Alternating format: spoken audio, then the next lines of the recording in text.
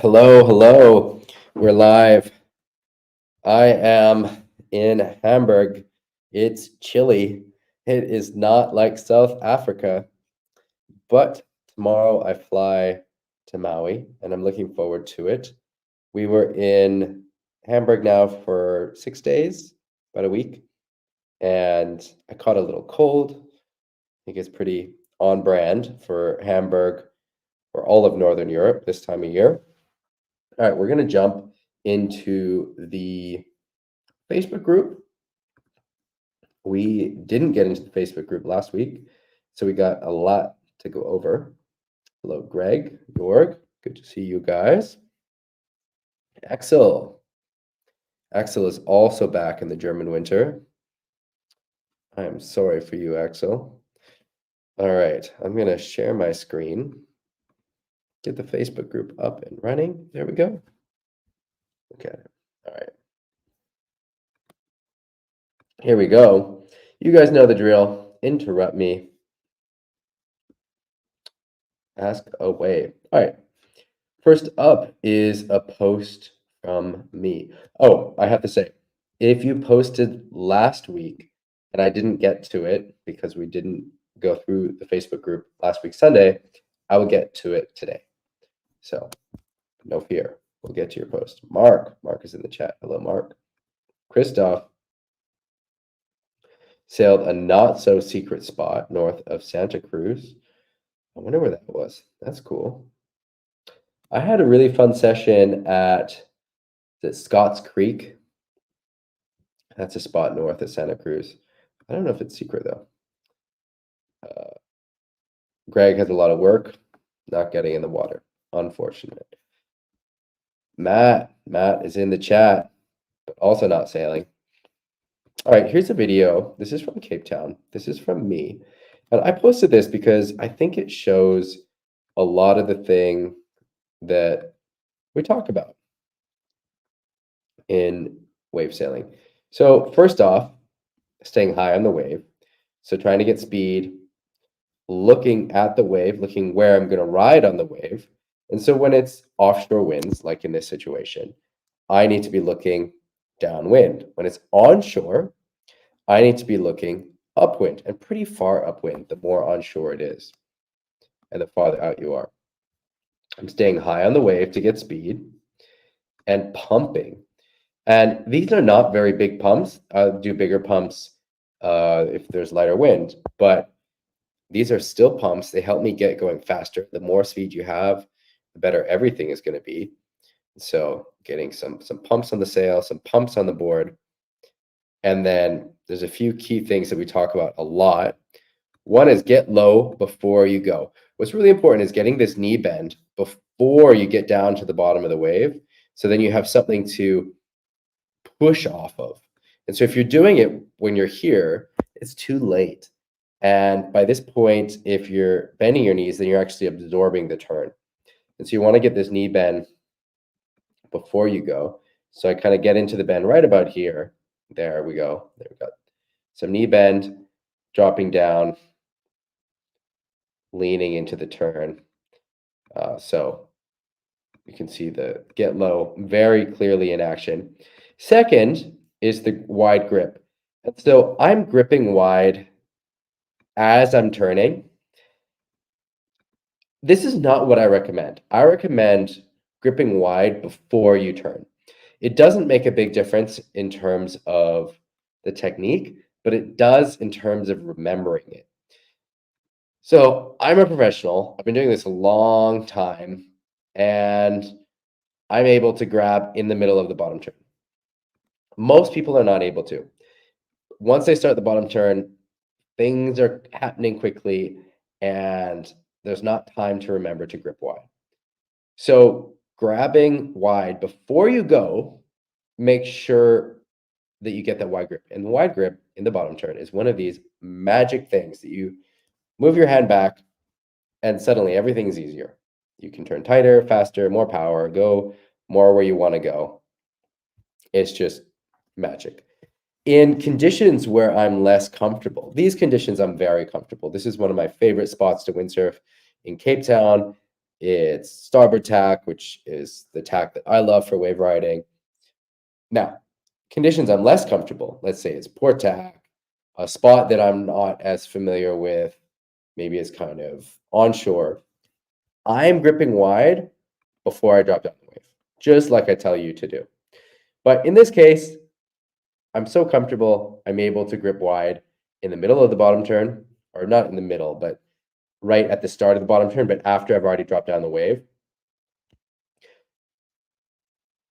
Don't use this as an excuse to grip wide later in the turn. 99.9% of you need to be grabbing before you drop down the wave. And I do it too, like I just said. In places where I'm not comfortable, I'm grabbing before I drop down the wave. Now I'm eyeing this corner pocket section. Oops, oops, oops, oops. Oh no, I just lost the window. Where did it go? Oh, there we go. Can you guys see it? Oh, now you can see it. So Tomas is saying that I go to the Hughes side rail for a split moment before I lean in. Do I do it on purpose, or is it a result of going low itself? So I think actually what's happening there is something different. It's a third option.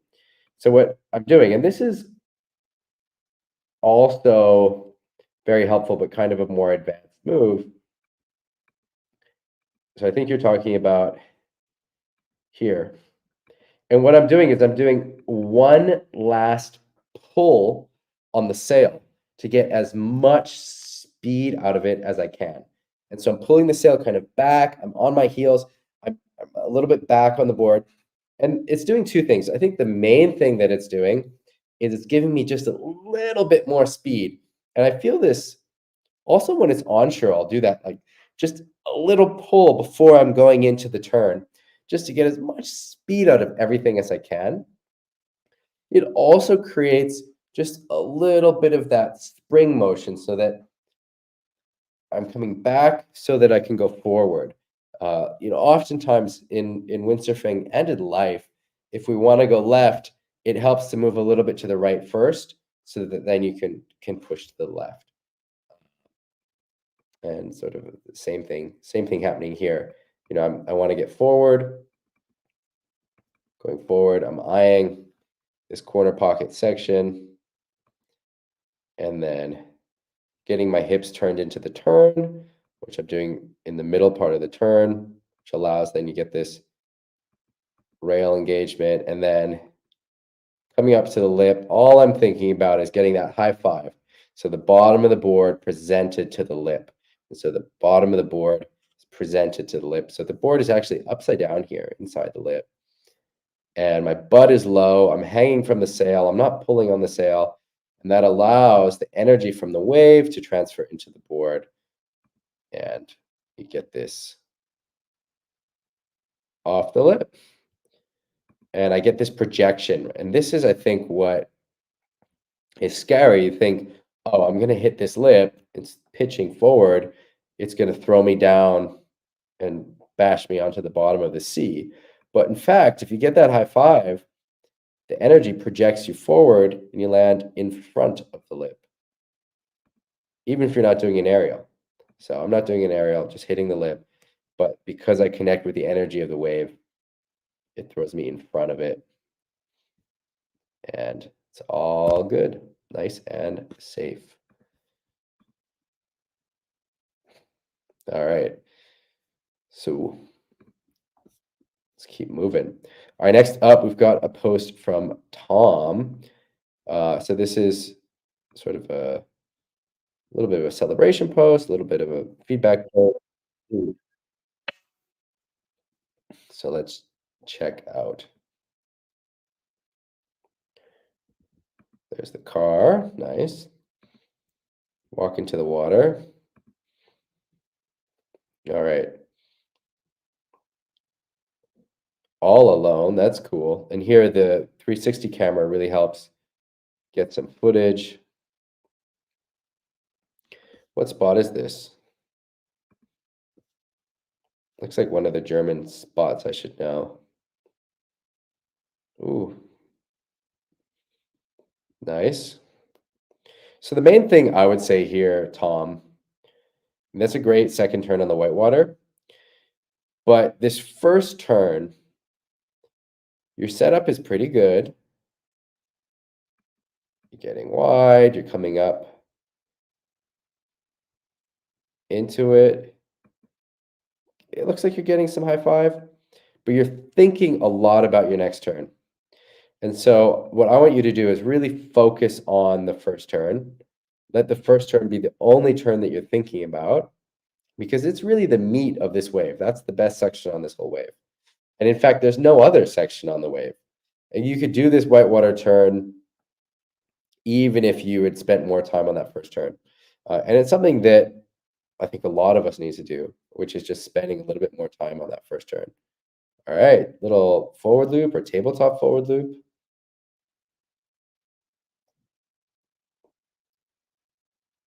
Looks solid. With the camera, it's hard to tell.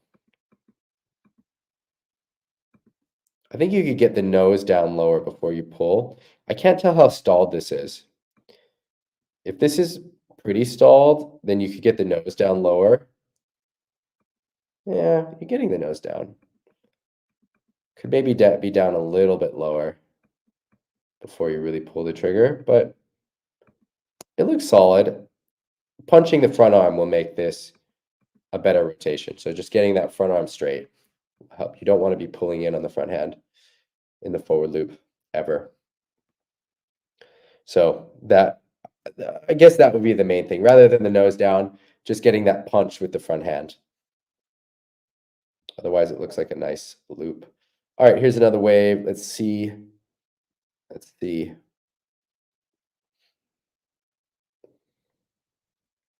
All right, you're going to spend more time on the first hit. A little bit, still rushing to that second section. And here there actually is a bit of a second section. So that ended up being a nice combination. Here's another one. So, Tom, I want you to think about hitting these sections. So right now you're turning, and this is happening on a lot of these first turns, you're turning in front of the section. This is a perfect example of one of those corner pocket sections, right here. But you got to hit that section. So you're turning in front of the section and then coming into it. I want you to hit that section. So get the high five on the section that's coming at you. All right, looks like we got one more.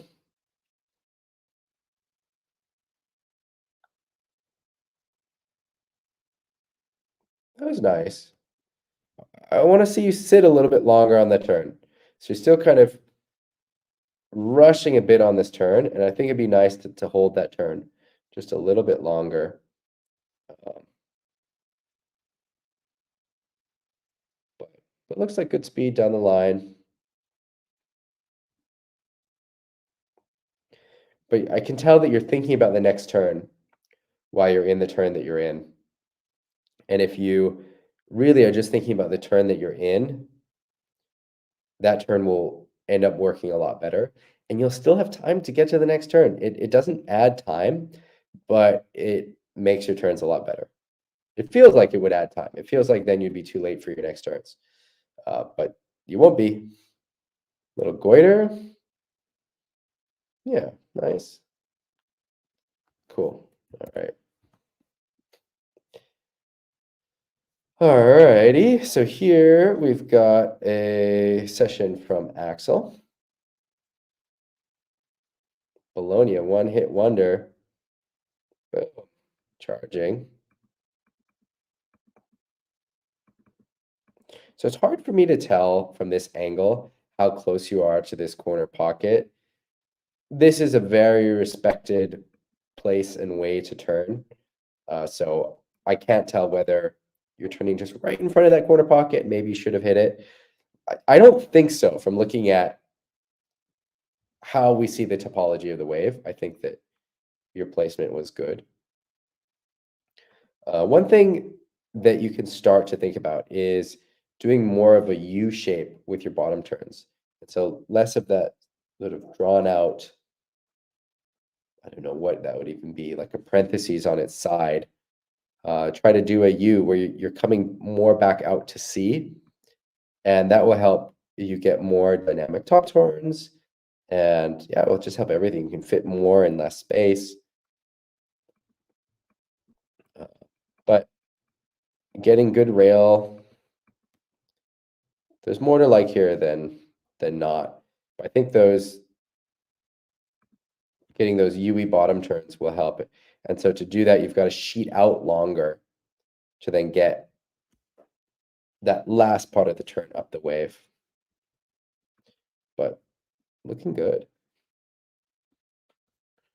All right, next up, Rasmus. He's interested in the sail video system. So what does this look like? So this is,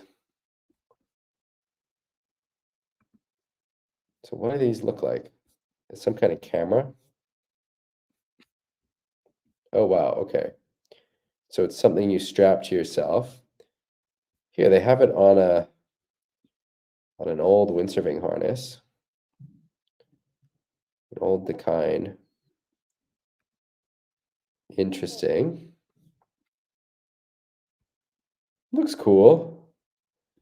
There's Harness Mount, which is a company from France that also makes these, or a similar thing.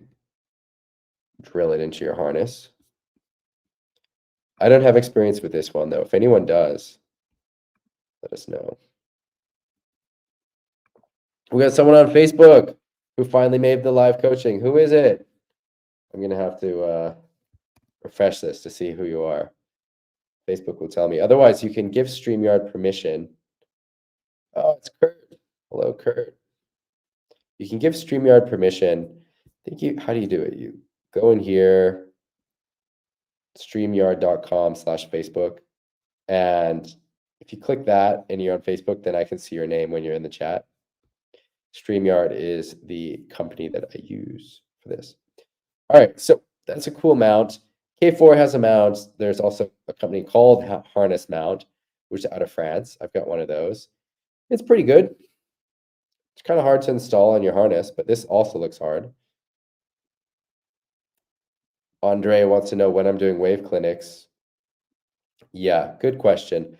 I'm going to announce some more masterclasses for later in the year. We just had an epic one in Cape Town. It was really great. Some of you guys were on it. Greg was on it. Matt was on it. Who else is in the chat that was on it? I think that's it. If you're on it and you haven't said hi, say hi. Yeah, it was great. We had a great time. And I'm going to do a few more this year. I'm not really sure my plans when I return from Maui to Europe. And that's a bit of the X factor, if I can do something earlier in the summer or not. I'd like to do one on Maui in probably the beginning of May or the end of April. Maui's always a little bit tricky, though, in terms of getting it organized. All right, Per needs some advice. It is okay to ask questions here. Anyone can ask a question. Please, please do. Before we get into Per's question, any online courses in the making? Yes. Been working on a few for a while now, and I was hoping to get them finished in Cape Town. Ended up not filming for them at all. So the plan is to get them finished on Maui. I've got a wave sailing fundamental course, shove it course, wave sailing practice with no wind course, or no wind and waves course. So exercises to do when there's no wind and exercises to do when there's no waves. A course when shit goes wrong. So self-rescue, stuff like that. I think those are the only 4 that I've been working on. If you have any requests, send them to me. I'll see what I can do. I really like making the online courses. They are a lot of work. It's a lot of work to plan it and outline the course, and then making it is also a lot of work, but I really enjoy it and it can reach way more people. So it's definitely something that I am interested in. So if you have ideas for courses or if you want to request courses, let me know. I was also working on an upwind sailing course with Dieter. You guys are all too advanced for it, but there are a lot of people that would find it useful. And I've got to follow up with him. He was going to get some footage. We filmed a lot on Maui, and he had to get some more footage in Tenerife, so I'll follow up with him on that. Tomas is asking, am I going to do any PWA events this year? And the short answer is no. Maybe Maui, but no. Nordic Freewave Cup this year. All right, let me know. I don't know if I'm around, but why not? I'd show up if I'm able to. Let us know when it happens. I'm not going to be in Europe until I think mid-June at the earliest, maybe early June. Let's say early June at the earliest. So if it's before then, I'm not coming. Goose Crew, that sounds like a good move to do. Goose Crew, yeah, I like it. All right, let's get to Purr's question. So Purr is saying he hasn't traveled with windsurf gear for 10 years, and he's planning a windsurfing trip from Sweden to Chile next year. He needs some advice. Can anyone recommend the best airline to take the windsurfing equipment on this route? He'd appreciate any tips on how to efficiently book tickets that include windsurf gear. Welcome. And great questions. So I don't have specific experience traveling from Sweden anywhere or to Chile, but I have a lot of experience flying with windsurfing gear. You have to look at the rules for each airline. Some airlines will want you to put everything in one bag, and that bag can weigh up to 40 kilos. And if you have two bags, they're very unhappy. Other airlines will allow you to have 5 bags as long as they don't weigh over 23 kilos. So it really depends on the airline. Also depends a lot on the lady behind the counter. I think it's always a good idea to have another bag with you. So I love these. Let me see if I can pull it up. I wonder if I can find it here. You have these great bags. Dakine makes these great bags.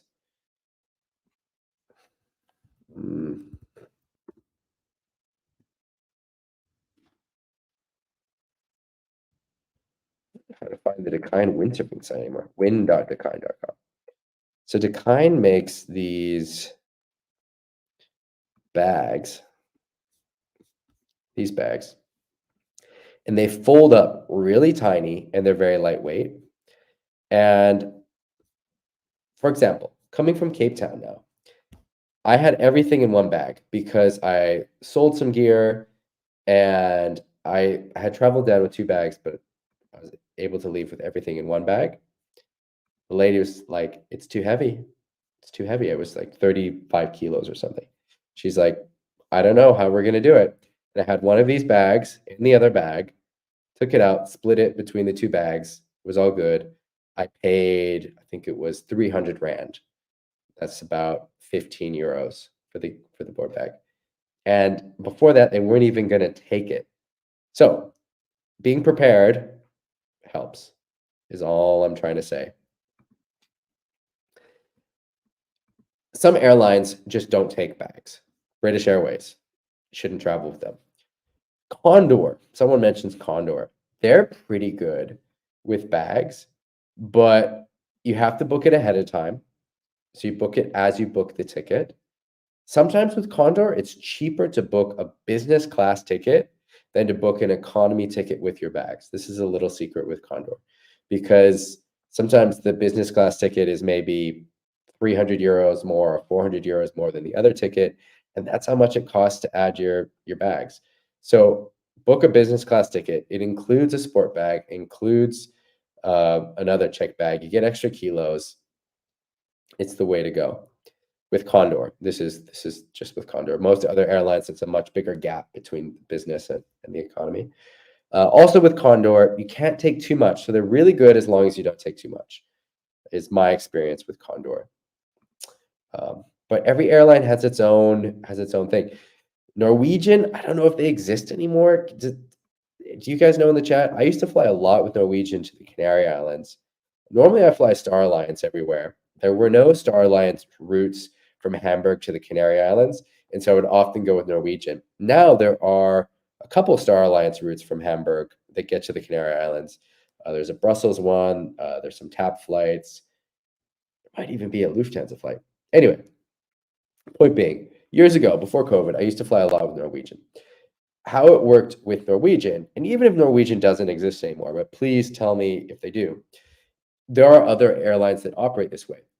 You book your excess sport baggage, and so you do it online as you book your ticket, and so you add, okay, one windsurf bag. Now, what happens if you have two bags, two big bags? You can only add one windsurf bag. So then what we would do, and this works pretty well, is then you just add another sport bag. So you go through the options, you just choose another bag. So like, okay, I'm going to add one windsurf bag and one kite bag. And then that covers you if you have a board bag and a sail bag with your gear. So that's a little hack. It's not really a hack that you can do to add extra bags for those kind of airlines that have that policy. Other airlines, you just have to show up and play the game and see what they're going to say. But it's good to do some research ahead of time. This is a great question, great place to ask. Per, I hope you're watching because I've said a lot. If not, I will have to answer you in here. All right. John is going to El Medino. John has been to El Medino before. He's wondering if anyone else is going. I hope so. I am sure, John, that you will find some friends there. I wonder if you're there now. Are you there now? Let's see.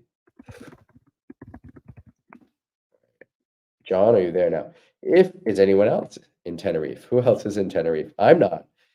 I'm going to Maui tomorrow, and I am looking forward to it.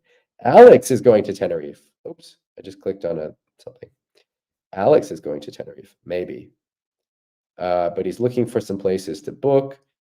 If you're going to Tenerife and you're looking for somewhere to book, shoot me a message, and I've got some contacts there. I've got some good contacts in Tenerife. I'll hook you up. I don't know if they want me posting them publicly, but I'm very happy to share it with you privately. So if you're going to Tenerife, you're having trouble finding somewhere to stay, I can send you some contacts of people to talk to. All right. Next up, Tavi posted picture. This is me going for a bottom turn into a cutback. All right. Sell. Is anyone using a duotone power extension with a sail brand that uses a parallel tackle block? Doesn't really work on his Nash sails. Interesting.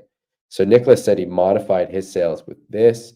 So on the Ezzy sails, you can take off the pulley and put on a D-ring, and we sell the D-rings. Super easy. You can take it off. Takes less than a minute to take there's like a bar with a little, what are those things called? It's like what you have on a keychain, and you just take the ring off, you pull the bar out, and you can switch the D-ring in. It takes less than a minute, and you can put a D-ring on, which then works better for the ratchet extension. Tamaz is asking or saying that you can do the same trick with Norwegian, and that you can even get them to modify it where they say it's 2 windsurf boards on the reservation. Yeah, I try not to call. Some airlines, they like you to call, but in all my years of traveling with boards, I've never had it be a problem not calling. Sometimes the lady behind the desk says, "Oh, you should have called." I just say, "Sorry, I didn't know." It's never been a big problem. But I know that there are some airlines that do like you to call, and if that is something that you worry about, definitely call before. Good evening, Max. Welcome. Hope you're good. All right, next up, Roger. Roger from Ibiza. Hola. He and his friend will be in Cape Town. Is there any space on one of my clinics? Sorry, Roger. I left Cape Town on the 6th. Or did I leave on the 5th? When did I leave? When did I leave? That's a good question. I gotta check. When was it? Was it the 4th? Was it the 5th? I think it was the 5th. I left Cape Town on the 5th. Hope you have an awesome time. All right. And just like that, I think we're caught up. But I can hang around a little bit before I go back to packing. Oh, I wish I was just going to bed and waking up, but instead, nope, I'm back to packing. I'm not bringing a lot of windsurfing gear though, so the packing is somewhat more straightforward. It's just the stuff that I need and my family needs over the next 4 months that we have here in Europe. It's kind of crazy going back and forth as much as we do, but somehow it seems to be working. And yeah, as a windsurfer, I don't want to be stuck in Germany at this time of year. Now, all you windsurfers who are stuck in Germany at this time of year, I salute you, and I'm very impressed when you guys post photos and videos of getting out in that cold, cold weather. I've done it. I've been here, I think, every month of the year because my kids were born here and my wife wanted the kids born here. So I've been here in the spring and in the winter. I've done some of that really cold water windsurfing. Oof, you guys are hardcore. That's all I can say. All right. Christoph's got a question. Ricardo is not competing this year. Thoughts? Yeah, so this is something that he decided a while ago.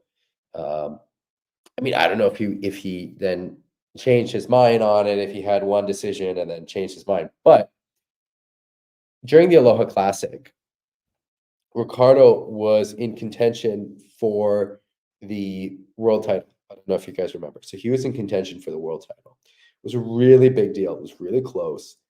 And then he lost, and he was really emotional on the beach. And the I remember talking with him at the time, and he was saying that he wanted it to be his last year. He wanted to win the world title and retire. And at that time, when I was talking to him, he was saying that he wasn't going to compete next year. Now, hey, Nicolas. Nicolas is joining us. Awesome. Nicolas, how are you doing? I'm just telling a little story about Ricardo. So Ricardo, obviously amazing windsurfer, and this has been his whole life, his whole career. He's competed on the world tour since he was something like 15, winning his freestyle world titles and then going to the wave tour. Uh, but anyway, the point I'm trying to make is that at the Aloha Classic, he was already looking at not competing next year. And so this was a decision that I think is a long time coming. It's not just irrational, like a irrational, just emotional decision. It's something that he has been thinking about, and he's been competing on the tour for it's over 20 years. I don't know how many years, 25 years. He must be how old is he? He must be like 5 years older than I am. So he's almost 40. He's been doing this since he's something like 15. So close to 25 years, maybe it's 24 years on tour, going around doing these events. It's a lot of travel, it's a lot of stress. He's done really well. I know he wanted to win a wave world title, which he didn't get, but he's got his freestyle world titles. He's come really close to the wave title multiple times, and he can be really happy and proud of his career. I think he's looking for a break. Yeah, I think he's looking for a break and something different, some time off, some time to do something else. I know that his sponsorship has changed. Nash is kind of pulling back a bit from windsurfing again. and he doesn't have a sponsor, so makes the decision even easier. All right, guys, I think that is it. Nicholas is good. Happy to hear it. I am going to sign off, get back to packing. If you have any questions, post it in the group. I want to know if you're windsurfing. Nicholas, how's the wind in Greece? Are you windsurfing? Is it good? I want to know, all you guys, is it good? Are you windsurfing? Post it in the Facebook group. If you have any questions for me, post them there. Also, I will see you next week, Sunday. Next week, Sunday, where I will be in sunny Maui. And I'm really looking forward to it. I am really, really looking forward to being back on Maui and getting in the water there. All right, I'm going to sign out. Oh, you're in Cape Town. I just missed you. Would have loved to see you in Cape Town. Hope you have a good trip. Let us know how it goes. Post in the Facebook group, Nicholas. Let us know. Give us an update. All right.